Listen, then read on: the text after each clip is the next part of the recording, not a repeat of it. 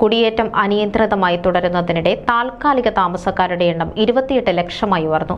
2024 ആദ്യപാദത്തിൽ ഏകദേശം 1,32,000 താൽക്കാലിക താമസക്കാരുടെ വർധനയാണ് രേഖപ്പെടുത്തിയിരിക്കുന്നത്. രാജ്യാന്തര വിദ്യാർത്ഥികൾ, അഭയാർത്ഥികൾ തുടങ്ങിയവർ അടങ്ങുന്ന താൽക്കാലിക താമസക്കാർ ഇപ്പോൾ മൊത്തം ജനസംഖ്യയുടെ 6.8%. 2 വർഷം മുൻപ് ഇത് 3.5%.